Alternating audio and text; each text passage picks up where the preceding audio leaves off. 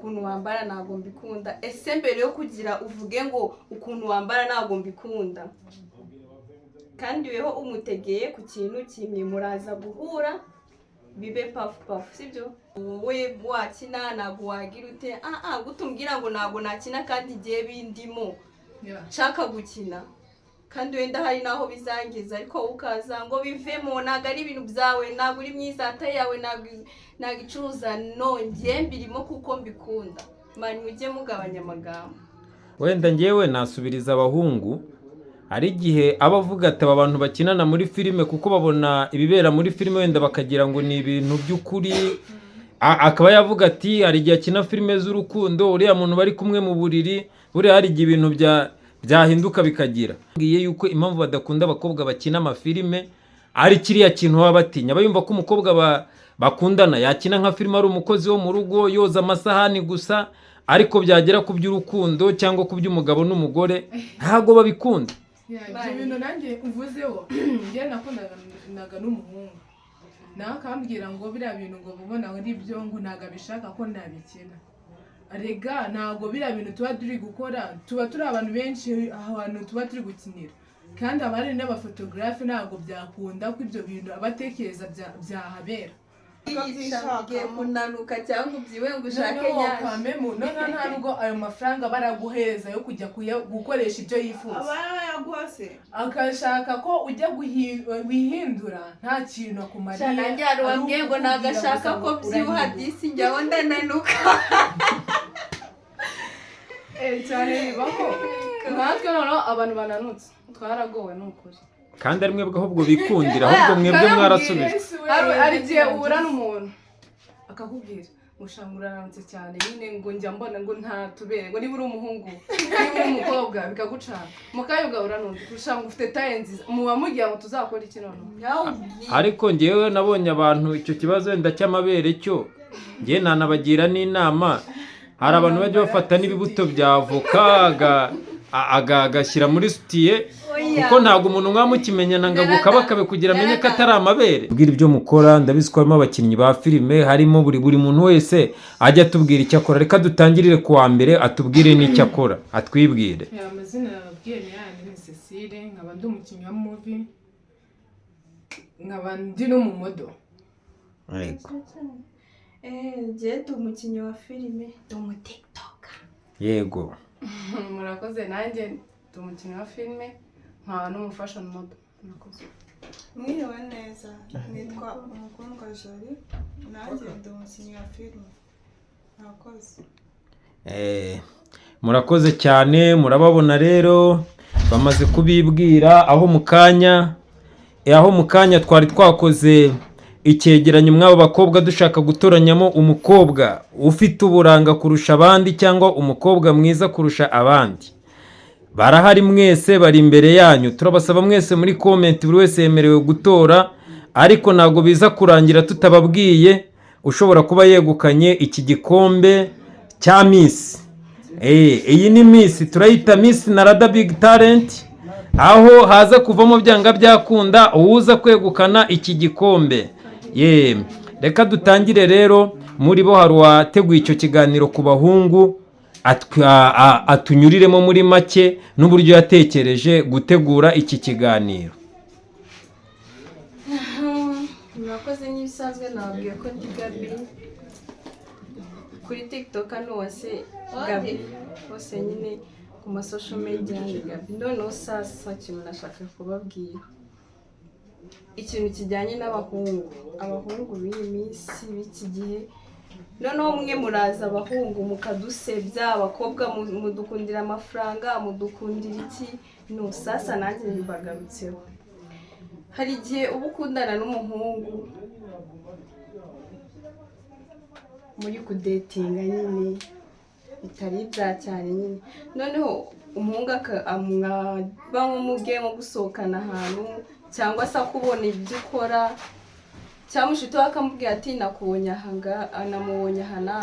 Sasa akambabwira, ngiye mbahe urugero. Ryari umuhungu twakundanye, noneho tukaba tugiye nk'ahantu akavuga ati ambara gutya, ukuntu wambara ntabwo mbikunda. Ese mbere yo kugira uvuge ngo ukuntu wambara ntabwo mbikunda, kandi weho umutegeye ku kintu kimwe, muraza guhura bibe pafu pafu, sibyo?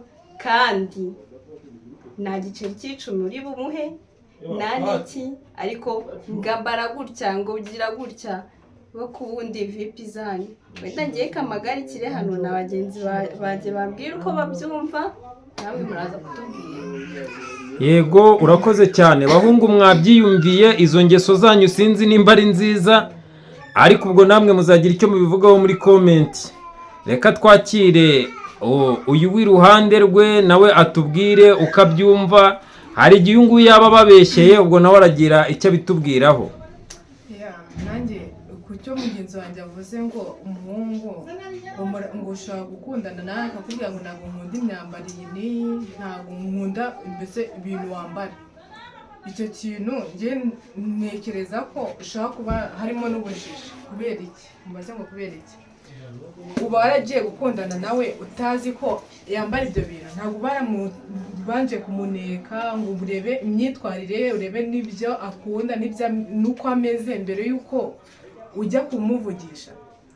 Ibyo bintu rero mbere y'uko ujya kuvugisha umuntu ujya ubanza kureba ukuntu yambara, ukuntu imico ye, urebe buri kintu kimwe icyo ari cyo cyose, kugira ngo after yabyo utazajya kuvuga ngo wapi ngo ibintu yambara ngo ntago binyuze gute, kandi waragiye kumuvugisha warabibonye, warahubutse mbere y'uko ujya kumuvugisha.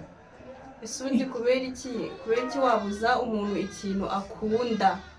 Gute ukimubuza kandi we agikunda? Nk'ubu ngewe ni na filime nyarwanda, ariko akenshi duhura n'ibintu by'ibizazane ngo ntago wowe wakina, ntago wagira ute. Gutumbwira ngo ntago nakina kandi igihe bindimo nshaka gukina, kandi wenda hari naho bizangeza, ariko ukaza ngo bivemo, ntago ari ibintu byawe, ntago uri myiza, atari yawe, ntago icuruza, ngiye mbirimo kuko mbikunda. Mani mujye mugabanya amagambo. Wenda ngewe nasubiriza abahungu, hari igihe aba avuga ati aba bantu bakinana muri filime kuko babona ibibera muri filime wenda bakagira ngo ni ibintu by'ukuri, akaba yavuga ati hari igihe akina filime z'urukundo, uriya muntu bari kumwe mu buriri, buriya hari igihe ibintu byahinduka bikagira. Ugasanga rero umusore afite ubwoba ku bw'icyo kintu. Turagira ngo namwe ubwanyu mubanze mubamara impaka. Abahungu benshi twaganiriye bambwiye yuko impamvu badakunda abakobwa bakina amafilime ari kiriya kintu baba batinya. Bayumva ko umukobwa bakundana yakina nka filime ari umukozi wo mu rugo yoza amasahani gusa, ariko byagera ku by'urukundo cyangwa ku by'umugabo n'umugore ntago babikunda. Ibyo bintu nanjye uvuzeho njye nakundaga n'umuhungu, nawe akambwira ngo biriya bintu ngo mubona ari byo ngo ntago abishaka ko nabikina. Arega ntago biriya bintu tuba turi gukora, tuba turi abantu benshi ahantu tuba turi gukinira, kandi abari n'abafotogarafe ntago byakunda ko ibyo bintu abatekereza byahabera. Nise gute ugura n'umuntu aribwo bwa mbere muri gukinana ngo mwaryamye? Gute se bishoboka gute? Aba ari filime, kandi nimba turi mu cyumba ntago harimo abantu babiri, harimo n'aba director n'abakamezi barimo gukamera, ntago mwajya muri ibyo ntimugatekereza ibyo ngibyo. Njyewe ukuntu mbyumva, to be honest, nyine ubundi mu buzima busanzwe hari abantu nyine babangamira abakobwa bakundana ngo ntukambare gutya. Nakunganira Cecile ku bintu yavuze, kuko hari ukuntu umuntu aza muhura bwa mbere agahita agukunda, wenda bibaho, ariko se niba ukunze umuntu wamukundira uko ameze, umuntu wese afite uko abayeho, hari igihe wenda uko yambara ibyo bimushimisha. None se waba proud y'umuntu ugenda yijennye ku bintu yambaye, ubona nyine ntabwo yishimye, wenda mwadetinze umutegeka wenda kwambara ibintu ariko nyine bitamurimo, ubwo se byagushimisha? Mbo reka tukubaze ikibazo, hari umuntu waba warigeze ukundana nawe akagutegeka uko ugomba kwambara, cyangwa urabyimagina ukurikije uko ubyumva n'uko ubibona? Hari uwaba warigeze ukundana nawe akagutegeka uko wambara? Yego. Mbo bibaho kenshi cyane ahubwo. Ngiye ndumva ibyo bintu ari amakosa akomeye cyane. Cyokora muramutse mwabanye yagushyize mu rugo afite uburenganzira bwo kugutegeka uko wambara, kuko niwe uzakugurira imyenda. ariko umuntu wo mumenyanye gutyo ejo azaba yagiye hakaza undi ntabwo numva impamvu yo kuba yagutegeka uko wambara. Ikibazo ntabwo yagakwiye arega umuntu ukimurimo ntabwo kijya kimuvamo. Ntabwo wambwira ngo uragenda ngo umuntu ngo kuko mwashakanye ngo uvuge ngo ugiye kumuhindura ngo kuko mwashakanye. Wenda birumvikana hari imico batari myiza ugomba kumuhinduramo, ariko ntabwo wambwira ngo ugiye ngo umugore ngo ntabwo yambaraga amapantaro ngo kuko ngo nyine ngo wamwakundanaga utayakunze. Arega ugomba gukunda umuntu ujyanye n'ibyo wifuza. Ntabwo ukuntu wagenda ukajya kunyambika amapantaro kandi njye ntayakunze gute, njye ngenda nambaye amakanzu ntayakunze, ngende bimeze nkaho kwisha abantu gute mu muhanda. Nk'ubu umbonye kuri TikTok bitewe n'uburyo niyambarira, njye ntabwo nkunda ibintu birebire pe. Birakuriye birakurya mu mutwe, urampamagaye ngo usigaye wambara ubusa ibiki n'ibiki. Ni ubusa kuko ndabikunze my friend. Wakoze ibintu uzi kandi watekereza. Yes, nbyambara nateguye ko ndabyambara, nabiteguye. Rero wiza mu bintu byanjye ngo wambaye nabi ngo ngiye kuzabivamo, uzabivemo kitabuze n'amakoma mu rutoki. Uragenda n'abandi bakaza. Reka twakire na Miss Jolie nawe tubwire ukabyumva n'ukabitekereza. Njye ikintu navuga ku bahungu, hari ukuntu nyine ukundana n'umuhungu akagukunda ubyibushye cyangwa unanutse. Urugero ubyibushye agatangira akavuga ati nshaka kugabanya mu nda, nshaka kugabanukaho gatoya, cyangwa se unanutse akavuga ati nshaka ikibuno, nshaka nyashi, mbese muri makeya aba yaragukunze akubona. Ntabwo ari ngombwa nyine ngo uko agusanze ngo nawe, kandi hari abakobwa babikora nyine umuhungu ubwo kuko yakubwiye ngo ngashaka kubyibuha cyangwa unanuka ukigora ukabyimba ukagenda ukabyishaka kunanuka cyangwa ubyibuhe ngo ushake nyashi. Nta nubwo ayo mafaranga baraguheza yo kujya gukoresha ibyo yifuza. aba yaguha se akashaka ko ujya wihindura nta kintu akumariye. Nanjye hari wambwiye ngo nagashaka ko byibuha disi njyaho ndananuka. Cyane bibaho. Natwe noneho abantu bananutse twaragowe n'ukuri. Kandi ari mwebwe ahubwo bikundira, ahubwo mwebwe mwarasubije. Ari igihe uhura n'umuntu akakubwira mushanga urananutse cyane, nyine ngo njya mbona ngo nta tubere, ngo niba uri umuhungu niba uri umukobwa bikagucana mukayuga uranunze ushanga ufite taye nziza, muba mugira ngo tuzakora iki noneho. Ariko ngewe nabonye abantu icyo kibazo wenda cy'amabere cyo ngewe nanabagira n'inama. Hari abantu bajya bafata n'ibibuto bya avoka agashyira muri sutiye, kuko ntabwo umuntu mwamukimenyana ngo agukabakabe kugira amenye ko atari amabere. Rero numva ubonye bitagize wakongeraho ugashyiraho utuntu akabyimba ukuntu.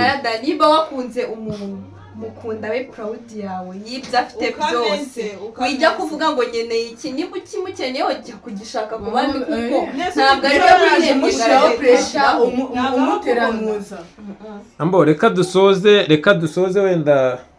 Ariko ngewe ukuntu mba mbyumva nanjye nyankunda kubibona ku basore bakavuga ngo uriya mukobwa ni mwiza, ngo ariko wamukuraho nk'umutwe agashaka nk'undi akawumuterekaho, ngebana ngo amabuno ni sawa, ngo ariko umutwe ni ikibazo. Ukumva ngo umutwe ngo afite umutwe ngo ni mwiza pe, ngo ariko ngo waterekaho nk'amabuno. yakunze hasi mu maso yahanze. Ubwo rero sinzi nimba hapfa kuboneka umuntu byujuje byose, biragoranye.